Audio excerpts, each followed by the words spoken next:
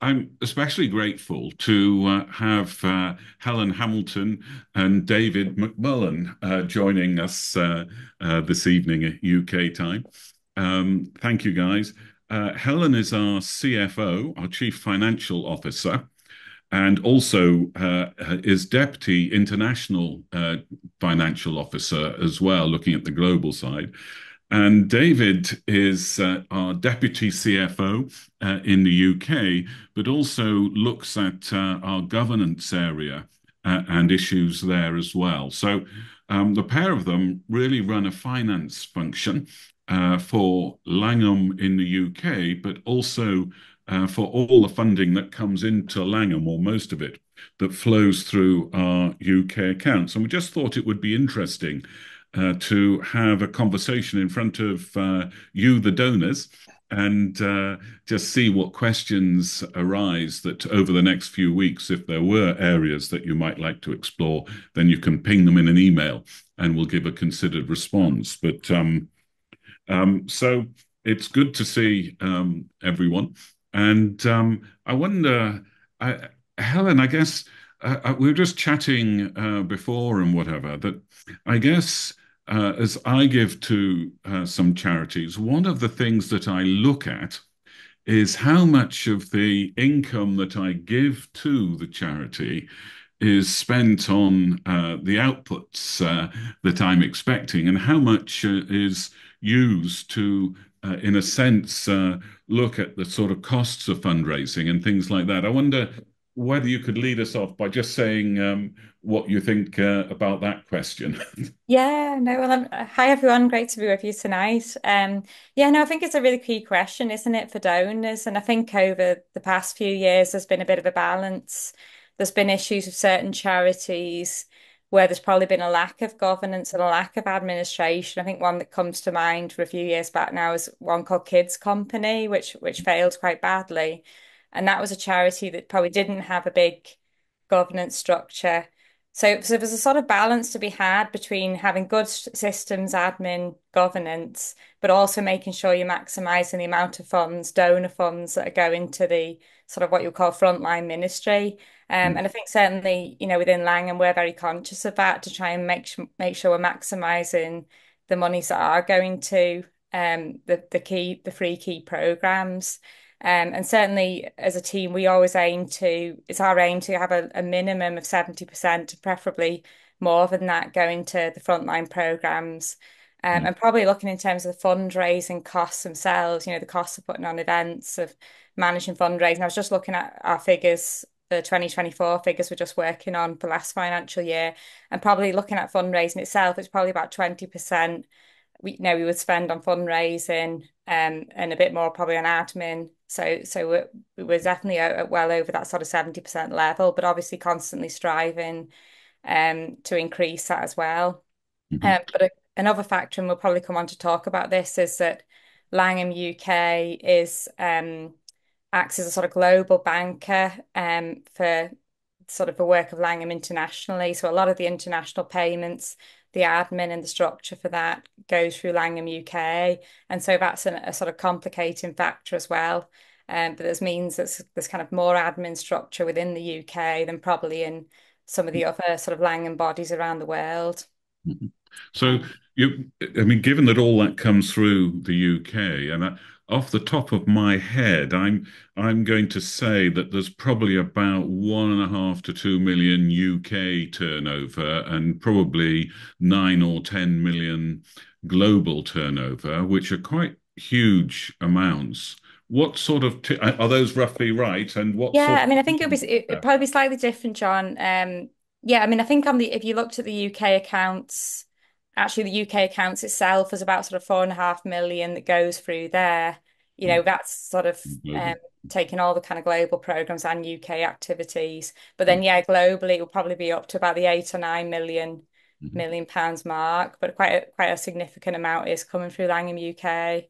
Mhm.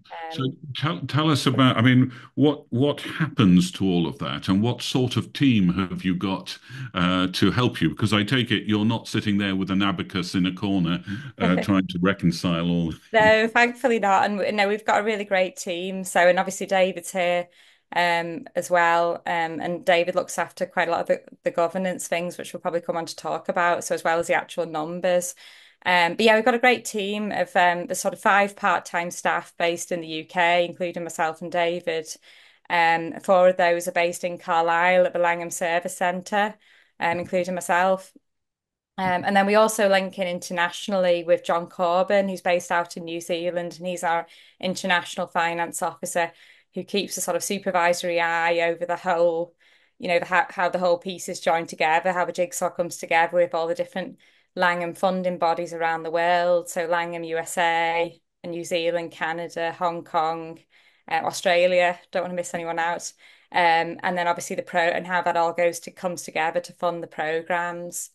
But yes, no, we've got a really great team. As you've probably seen a photo, I think was shared in some of the publicity for this. So Dave and myself, then there's a guy, Phil Halliwell, who he actually has a special focus on the programs. So looking after sort of the program budgets and working with the program directors to keep making sure we're monitoring program spending and any issues to do with programs. And then we've got Linda and Karen, really, who are sort of the engine room with the finance team, who making a lot of payments. I think when we looked at some figures, it was 156 payments we make a month. A lot of those international on behalf of the program. So Linda and Karen do a great job, often in difficult situations when we're sending, monies to probably over 100 countries across the world during the year. So they do a sterling job. And then David and myself sort of doing the kind of monthly financial process we have to do, making sure all the systems and the banks agree to one another, looking at the overall budget and how we're doing and making sure we're keeping on track. And as I mentioned, David looking after the governance side of things. And then we are quite a sort of lean team, so I also have responsibility for sort of payroll and human resources for the kind of team of UK based Langham staff, which will be about 41 staff, comprising UK, but also sort of quite a few of the program staff who are based in the UK. And I know that that includes pensions, Mm. tax, and the whole Yeah, compliance through with David, and a whole load of Companies House and Charity Commission. So yeah, okay. yeah. Uh, Thank you very much. Now, as you survey the sort of finance function and the role of your team there, I want to ask you two questions. One is, what makes you really happy in doing that? What do you think is going really well? And actually, I hope maybe excites you, and you think, and of course, you'll get the other question straight after, and that's what are the bits that keep you awake at night, if any, and give you concern or whatever. So I wonder whether again, in confidence in the recording, which will go viral on the internet. We know as soon as we finish, but tell us the bits that are particularly good to your mind. Yeah, no, I mean certainly the team, we've got a great team. People, staff in the team are dedicated, diligent, and that really reassures me, and we have tend to have our meeting. If you can remember in your prayers, we just have our team meeting at 10:30 every Tuesday morning. So and that's the time we can get together and share. And so yeah, real confidence in the team. Um, I think we've got really good systems, in the past, Langham internationally has invested in some really good systems, our sort of financial system intact, if anyone's aware of that. And other budget monitoring systems and the donation system we have, got good confidence in all of those. The IT support we have. Yeah, and I suppose, and I feel there's always, we're always looking for room to improve and things as well. So, I think we've got the scope and the ability to look at that and how we can improve. I think, yeah, worries, I suppose often, working in an international organization, sending money to different countries across the world, I think that always has its um challenges, and we use different payment providers to try and do that. And it can be And difficult legal getting, responsibilities as well yes, in that's the it. law where we make payments to yeah, Russia Yeah, and yeah, Gaza, yeah. mainly. That's it. We've got to keep aware of all the sort of sanctioned countries and Mm, things like that, and difficulties with, sometimes actually the exchange rates in some of these countries, and making sure the individuals on the ground can, get the money they need rather than it being sort of reduced by banks on the transactions going across or the exchange rate or mm. so those can be some of the challenges, and obviously making sure we're doing all of that, we're being legal, legally compliant and meeting all our requirements and things. So I think that would be some of the challenges. I Um think you've understated one, if you mhm, can be so bold, and that is to run as efficiently as we can the sort of global organization. In the UK, especially, we need to run our accounts really tightly, mhm, almost to zero, whenever mhm. we can, to make sure money comes in and goes out to meet expenses and go into the program. And I'm guessing, just from my observation and knowing that's a fairly critical thing as well. Yes, no. I mean, I think like any organization and charities, especially with the seasonality there can be, we do have cash flow pinch points. Mhm, And we do our best to try our best to manage those. We've got good systems in place of, mhm, daily and weekly, keeping a pipeline of payments due and things. mhm. But yeah, that can, like with any organization, that can be a challenge. And like you say, John, we don't want to be hoarding money. I think if you looked at our accounts, we've got, our reserves are fairly Mm. conservative really. They're not, we're trying to strike a balance between maintaining a sensible reserve but not, over reserving as well. But that can be hard, yeah, can be difficult, a tightrope to walk sometimes. So Yes. but yes. But that's a critical thing that people might pick up, that just the volatility in managing the difference between income and expenditure, between donations and programs is a tricky thing. That's a plea to all the millionaires on the call, just to say, well, then maybe we can help supply some reserves there. But anyhow, and I know just to move on. I mean, first of all, thanks because I did ask David and Helen sort of what areas would they like and what sort of questions, which I've promptly ditched and gone into an open conversation. So you might notice that there are not I mean, rehearsed answers. But no, thanks, Helen, for being so candid. Mhm. David, how does your function then with Helen sort of fit in? And what are the sorts of areas that you look at outside of Helen's immediate portfolio there? Mm. Yes, thanks, John. So, like Helen said, it's great to be sharing and speaking with you all this evening, and thank you all for joining. So, working along with Helen on the finance that she's described, I suppose finance and governance go very much hand in hand. And Helen has described how we are stewarding the resources and managing the funds that donors provide to put them into effect for the ministry across the world. And I think one of the things outside of that main finance that has become quite big that I've spent some time on is the area of governance. And I suppose governance as a word sometimes can put people off straight away. But governance actually, as I like to describe it, is actually about protecting the ministry we all love and support. And that is not only the resources, but it's people. Governance protects people. Governance protects reputation. Um, we know only too well, unfortunately and sadly, in today's society, where things go wrong in good governance, it makes the news very fast. Through social media, it can spread rapidly, and before you know it, reputations, whether fully founded or not, can be severely damaged. So we clearly cherish the legacy and the ministry of uh, John Stott through Langham, and we want to protect that. So I see governance totally about protecting the ministry and its people and its resources. And I'm really grateful for the first slide you showed when we were setting up our whole governance and compliance thing. And it's stuck in my mind ever since, which I just want to share with folk because I think it's great.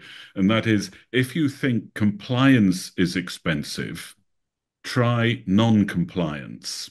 And you might have seen headline charities over the years, well, and companies that have been forced into paying huge fines that are crippling, really, and reputational damage. But yeah, thank you. So what's your day look like then, or what does your week look like in terms of that kind of portfolio? Well, it can fluctuate between finance and governance, and but part of the privilege over the last couple of years has been we have set up a global governance subgroup Mhm. across the Langham partners and programs. And really, the aim of that is to bring awareness and consistency and sharing across the world of challenges in areas such as um, anti-money laundering, anti-fraud, um, data protection, um, and all those sort of safeguarding obviously is a big one as well. Risk management and like whistleblowing, stroke raising concerns. So we've covered an awful lot of areas, which I think many of them feed into the culture. Mhm. And I think raising awareness of those has been really, really good. So sometimes that's working more within the UK on our side, John, of compliance, and also then working with, liaising with, coordinating, sharing, collaborating with our global um, programs and their leaders and workers and I, other national members.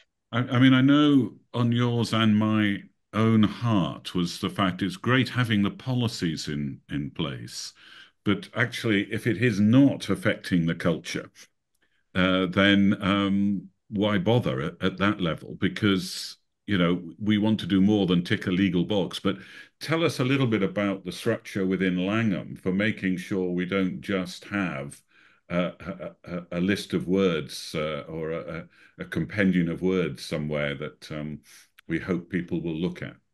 Yeah, no, you're exactly right, John. There's no good ticking a box and having a great policy on the shelf if people aren't aware of it. So I love it being topical. I like everyone to know. But one of the ways we've done that, I think we've rolled out this year and has been very successful is an e-learning platform. So we do have all of those key areas available through short 20 to 30-minute courses on an e-learning platform. That is, we have now rolled out as mandatory across the UK for all of our employed staff and also offered that out globally to Mm. many of the Langham personnel around the world. So that is a way it's audible, it's interactive, it's very user friendly.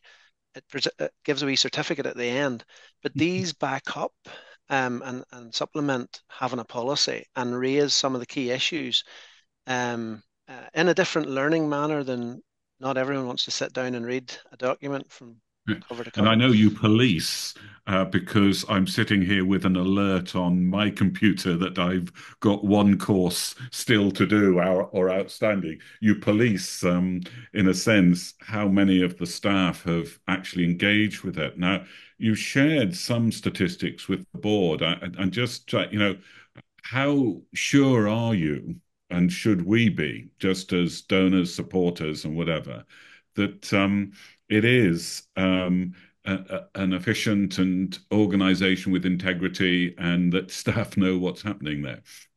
Mm. Well, there's really two approaches to that, I suppose. So one is we are sharing documents through the electronic platform, and we can actually view when people have opened it and they need to mark they've read it and understood it. So the system's really able to track that. So we're using technology. So certainly it's a lot less onerous and less time consuming than me checking a checklist and ringing people. So the system's able to just produce a report that tells me who has completed and read stuff. Mhm. And then the e-learning system as well can tell us when people have completed courses. It tells us how long they spent in the course. and if they've printed their certificate. So again, it's all electronic. It's quite efficient, where we can say um, that our people are complying. And I have said this a number of times, John, and you'll have heard me say it. It is a testament to all of our staff across Langham that they are very compliant. And I had, as you said, shared with the board that we are hitting 100% completion on most of these areas as we roll them out and update them and refresh them. So Mhm. we're aiming to keep the system quite live, of being at the front end of good governance and the latest developments and risks. And for example, just currently now we're talking about cybersecurity and artificial intelligence, AI. So there's work now commencing in Langham on those areas, which are very topical and current. And I saw there's been several headlines about scamming and that people might have come across, and you need to be so vigilant now because some of the attempts are so believable. So making sure staff don't just click on something to, and allow stuff into the system. I just feel also I'd like to each of you to have a final question, just to do with I mean, we're speaking with a prayerful supporter group, and we're ever so grateful for the funds that folk trust to us. And if I said that virtually 80% of our funding comes from donors, thank you, which is unrestricted to particular, which gives us the flexibility we need to run the global organization and to assist that. And that to us is a massive encouragement to have unrestricted funds because it gives us the flexibility to actually manage the programs with a degree of flexibility and security. Of course, though, we do manage folk that want to have specific projects in mind, but I think that ratio is a massive vote of confidence for which and encouragement that we're really grateful for. And frankly, Langham couldn't cope globally without that sort of 80% kind of amount coming through us. So thank you to those that participated. But Helen, what's your sort of last observation or whatever on the sort of finance side, and then I'll go to David for just for a minute or whatever. Just Um, yeah, no, just I think, as I said, we've got a really good team. Just yeah, we do, like always would value your prayers. So do, keep us in mind. We're in the middle of our audit. It's going to be starting in a couple of weeks, so appreciate prayers for that. But yeah, no, just a really good team, good systems, and just my thought is that we just as a team stay diligent and competent in what we're doing. And we're also looking outward. I think it's really important to look outward and look what are the latest developments in finance. We try and keep up to date with training, things Dave has mentioned, but also other training. David and myself tend to attend each year, like the Charity Finance Group annual conference, which is very useful, and you can link in with other charities, other Christian charities, other non-Christian charities as well, and just um get advice and support from other places. So yeah, I think it's always kind of looking onwards and upwards and seeing how we can improve as well. So thanks. okay. Well, thanks. And some of that will come out in the prayer topics when we Mm. but appreciate it. David, what about your perspective just before we move into groups? Yeah, I think just taking on a wee bit further that stewardship. I love the term stewardship because that's what we have the privilege of doing here in Langham, is stewarding the resources for the ministry and the ministry itself, if we look at us corporately. So I think creating a culture that values that tremendously, and as you said, that we don't tick boxes, that we do things because they are the right things to do. I have long been a fan of a phrase that I quote as, "It's always right to do the right thing." And I think that in a ministry, um, as we do that in a ministry under God, that's what we should strive to seek to do. Um, Right. and I would just continue, yeah, asking for prayers for all of us, individually and corporately, who are involved in Langham, to see that through and continue to Yes, do I mean, I guess we can't presume just to that the Lord will mop up our mistakes. We are accountable for those, or would be, as I know many Christian charities that there's a danger that one presumes on that. So we need to keep vigilant in prayer that we do the right things, and that's the main thing. And also that folks stick by us, because without those other on the call, thank you, that we have nothing to steward. But if Helen and David can just put their fingers in their ears just for a moment, I also just want to say to the group, which I hope has come through, that they enable me to sleep at night, because all the range of questions and issues that go through their function, it's an extraordinary privilege for me to have such fabulous support and senior leadership team. So again, I'd just like to add that into our prayers for thanks as well.